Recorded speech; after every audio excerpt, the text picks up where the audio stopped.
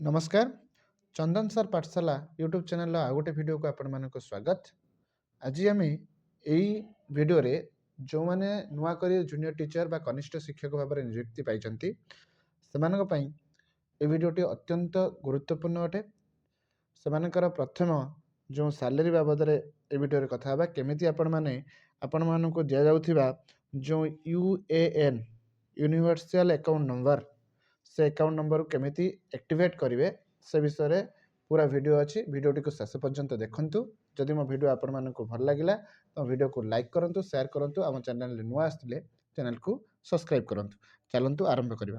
देखंतु आपण प्रथमे गूगल आपण जो क्रोम ब्राउजर बा गूगल ले कौन करेंगे ना ईपीएफओ लेखिकी सर्च करेंगे। सर्च कर सारा पर आपण को फास्ट ये गोटे लिंक फास्ट जो आसो लिंकटा से लिंक उपर क्लिक करेंगे। देखो ये जो लिंक आस फास्ट से लिंक उपर क्लिक करेंगे। क्लिक कर सारापर आपण मानक से आउ गोटे पेज को नहीं जाव। देखो ये पेज को सी नहीं गला आपण मैंने कौन करेंगे देखो ये जो तले तले देखु ये बहुत सारा लिंक अच्छी से लिंक रू आपण मैंने क्लिक करेंगे। Online claims member account transfer online claim member account transfer आप आपण मैंने क्लिक करेंगे। देखो क्लिक कलापर से आपन को आउ गोटे पुणी साइट खोल तार आउ गोटे साइट को आपण मानक नहीं जाव। देखु देखु यहीपरि भाव में से आउ गोटे साइट आपन खोल आपड़ ये ओके ओके उपर क्लिक करेंगे। एपटे स्क्रॉल करके तलक जी गले ये देखु ये गोटे यूएन नंबर देती आउ गोटे पासवर्ड दे तो एत पर्यंत आपण मानकर पासवर्ड क्रिएट होनी तो आपण मैंने आगे एक्टिवेट करेंगे। एक्टिवेट कर सारा पर आपको गोटे पासवर्ड मिल सारापर आप पुणी आप हिसाब से गोटे पासवर्ड चेंज करेंगे। देखो आप पूरा तौक जी स्क्रॉल करके तौक जी तो गलापर ये देखो बहुत सारा इंपोर्टेंट लिंक अच्छी ये देखो बहुत सारा इंपोर्टेंट लिंक अच्छी तो एक्टिवेट यूएएन ये जो अच्छी एक्टिवेट यूएन तो तापर क्लिक करेंगे।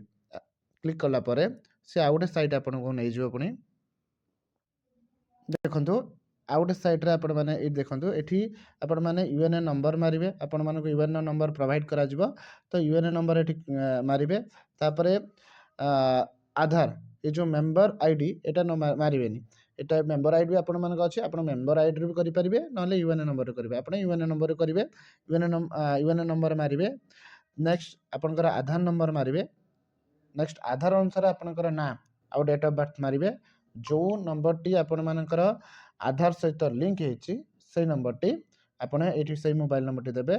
नेक्स्ट कैप्चा कोड देवे। कैप्चा कोड देलापर ये टर्म एंड कंडीशन जोटा अच्छी ये आप क्लिक करेंगे। क्लिक कर सारापर आपण मैंने गेट जो ऑथराइजेशन पिन अच्छी तापर क्लिक करेंगे। आप क्लिक करेंगे। क्लिक कर सारापर से आपण मानक गोटे ओटीपी ओटीपी आपण मानक जो रजिस्टर मोबाइल नंबर अच्छी से रजिस्टर मोबाइल नंबर को आपन को ओटीपी जीव मैं देखि दूची केमती हेबो। देखो नेक्स्ट आपण माने यार ऊपर जो ओटीपी आस्थिबो आपण ए ओटीपी ऊपर ओटीपी फिल अप करेंगे। एटी ओटीपी दे देबे। ओटीपी देकी वैलिडेट ओटीपी ऊपर क्लिक करेंगे। क्लिक कर सारा पर से आपन को आउ गोटे पेज एमती खोलिबो। ए भली आपन को आउ गोटे पेज खोलिबो।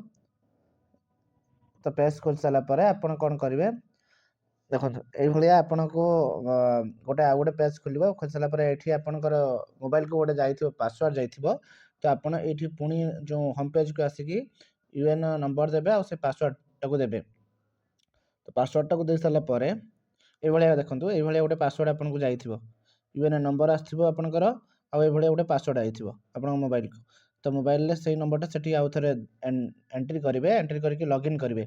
लॉगिन कर सारापर आपणकर कौन आसो देखो लॉगिन कर सारापर देखो ये पुणी लॉगिन करेंगे। लॉगिन कर सारापर पुणी आसो आपणकर ये देखो पासवर्ड चेंज करेंगे। आप ऑल पासवर्ड और न्यू पासवर्ड ये ऑल पासवर्ड जोटा आप मोबाइल नंबर को आसो से देवे पुणी न्यू पासवर्ड देवे पुणी कन्फर्म न्यू पासवर्ड देकी पुणी गेट आधार ओटीपी ये क्लिक करेंगे। गेट आधार ओटीपी ऊपर क्लिक करेंगे। क्लिक कर सारापर आपणकर पासवर्डटा चेंज हो चेंज होगापर आपणकर ये देखो ये login click here to login login login करेंगे पुणी लॉगिन करेंगे। देखो ये लॉगिन कलापर यहाँ हूँ आपंकर ईपीएफ अकाउंट ये ଆପଣଙ୍କର ଏଠି ଦେଖେଇବ ସବୁଗୁଡ଼ା ଜିନିଷ ଆପଣ ଏଇଠି ଆପଣଙ୍କର ଯାହା ବି EPF ଅନଲାଇନ୍ କାମ ଆପଣ ଆରି ଭିତରେ କରିପାରିବେ। ଧନ୍ୟବାଦ। ଯଦି ଭିଡ଼ିଓ ଭଲ ଲାଗିଛି ତ ଲାଇକ୍ ଆଉ ସେୟାର କରନ୍ତୁ।